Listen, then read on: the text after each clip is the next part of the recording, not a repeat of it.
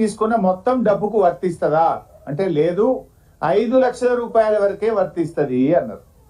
అంటే ఈ ప్రభుత్వం ఈ సంవత్సరం 20,000 కోట్ల రూపాయల వడ్డీ లేని రుణం ఇచ్చారు. ప్రతి గ్రూప్ ఎంత తీసుకున్నది? 20 లక్షలు, 30 లక్షలు. ఇప్పుడు బస్సు తీసుకుంటే ఎంత? 50 లక్షలు. ఎలక్ట్రిసిటీ పెడితే ఎంత? 1 కోటి రూపాయలు. అట్లా ఏ గ్రూప్ అయినా 20 లక్షలు, 30 లక్షలు ఇచ్చారు లోన్. మరి వడ్డీ లేని రుణం ఎంత వస్తుంది? 20 లక్షలు తీసుకుంటే 5 లక్షలకే వడ్డీ లేని రుణం. మిగతా 15 లక్షలకు 12.5% కాడికి బ్యాంకులకు మహిళలే వడ్డీ కట్టుకుంటున్నారు. అంటే ఆ మిగతా 15 లక్షలకు నెలకు 15,000 రూపాయల వడ్డీ అవుతుంది. కానీ బడ్జెట్లో ఏం చెప్తున్నారు?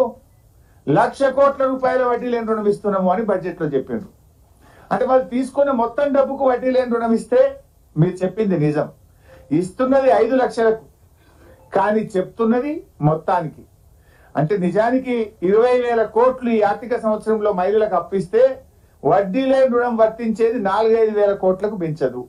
మిగతా 15-16 కోట్లకు మహిళలు 12.5% ఇంట్రెస్ట్ వాళ్ళే కట్టుకుంటున్నారు. అంటే అసెంబ్లీ సాక్షిగా ఈ రాష్ట్ర ప్రభుత్వం ఈ రాష్ట్రంలోని మా అక్క చెల్లెలను మహిళలందరినీ కూడా దారుణంగా మోసం చేస్తా ఉంది, అబద్ధాలు చెప్తా ఉంది.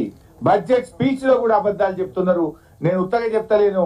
అసెంబ్లీలో ఈ ప్రభుత్వం ఇచ్చిన సమాధానం, ఇది సంతకం కూడా చూడండి కింద, ఈ సమాధానం ఇచ్చింది సీతక్క గారు.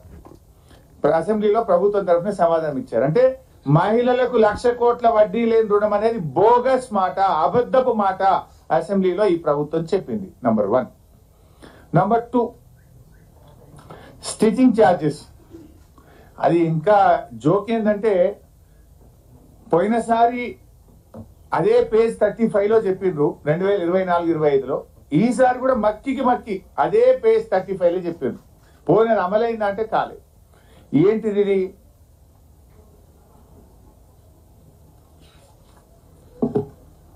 పేజ్ 35లో మీరు చూస్తే స్కూల్ యూనిఫామ్ల కుట్టి ఛార్జీలను జతకు 50 రూపాయల నుంచి 75 రూపాయలకు పెంచడం జరిగింది అని ఇంకా చాలా ఎక్కువ చెప్పింది. దాని నుంచి టైం లేదు. ఈసారి కూడా మీరు చూస్తే ఇది ఈ సంవత్సరం బడ్జెట్ బుక్. ఇందులో కూడా ఏం చెప్తారంటే స్వయం సహాయక సంఘాలకు పాఠశాల విద్యార్థులకు యూనిఫామ్లు కుట్టే బాధ్యత అప్పగిస్తూ కుట్టు ఛార్జీలను 75 రూపాయలకు పెంచడం జరిగింది. సేమ్ పేజ్ 35 మక్కి కొట్టిరే, మారం కూడా మారలే.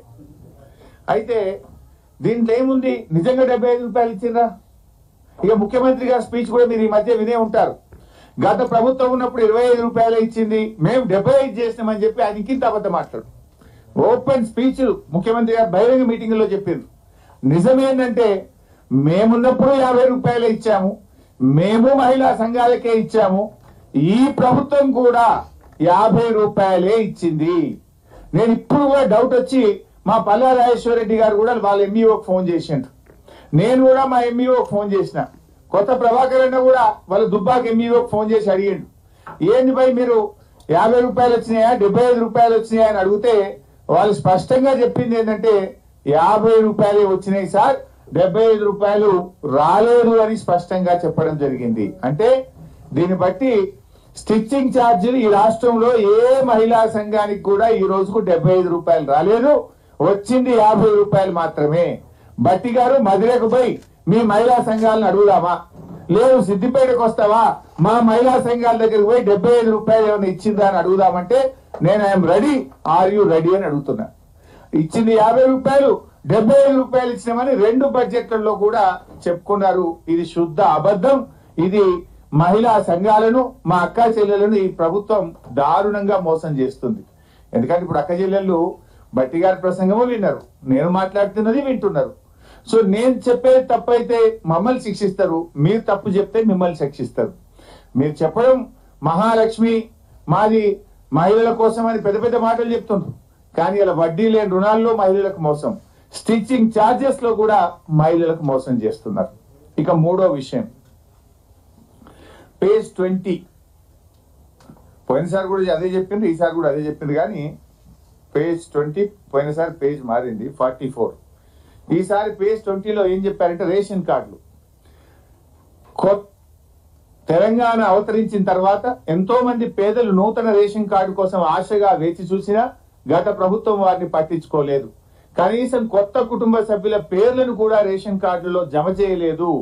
ఒక్క రేషన్ కార్డు కూడా ఇవ్వలేదని మా మీద ఆరోపణ చేసింది బడ్జెట్ లో. నేనేం ఛాలెంజింగ్ ద బట్టి విక్రమార్క. బీఆర్ఎస్ ప్రభుత్వం 6,47,479 రేషన్ కార్డులు ఇచ్చింది. కొత్త సభ్యులను కూడా ఇంట్లో కొత్త సభ్యులు పిల్లలు పుట్టినా పెళ్లి చేసుకొని కోడలు వచ్చినా కొత్త సభ్యులను కూడా యాడ్ చేసినాం. 20,69,033 మంది కొత్త సభ్యులను రేషన్ కార్డులో బీఆర్ఎస్ ప్రభుత్వం ఇంక్లూడ్ చేసింది. This a document, official document. కానీ మీరేం చెప్పిన బడ్జెట్ సాక్షిగా ఒక కార్డియలే ఒక సభ్యుని కూడా యాడ్ చేయలేదనే అబద్ధాలు. అంటే ఎలక్షన్లలో రాజకీయ ప్రసంగాలు చేసినట్టు బట్టి గారి బడ్జెట్ ప్రసంగం కూడా జరిగింది. పచ్చి అబద్ధాలు, పిచ్చి ఆరోపణలతోని బట్టి గారి ప్రసంగం ఈ రోజు కొనసాగింది. అంటే అరచేతిలో వైకుంఠం, ఆద్యాంతం అబద్ధాలు. అరచేతిలో వైకుంఠం చూపించారు, ఆద్యాంతం వారి ప్రసంగం అంతా అబద్ధాలతో కొనసాగింది. 72 పేజీల బట్టి గారి ప్రసంగం గురించి చెప్పాలంటే పోయినసారి 70 పేజీలు ఉండే, ఈసారి 2 పేజీలు పెరిగింది. బడ్జెట్ లో 2 పేజీలు పెరిగినాయి తప్ప పేదల సంక్షేమం మాత్రం పెరగలేదు. ప్రజలకు ఇచ్చే హామీలకు బడ్జెట్ లో చోటు లేదు. ఎన్నికల ముందు అబద్ధాలు, అధికారంలో వచ్చిన తర్వాత కూడా ఈ రోజు అబద్ధాలే మాట్లాడుతూ వచ్చినారు.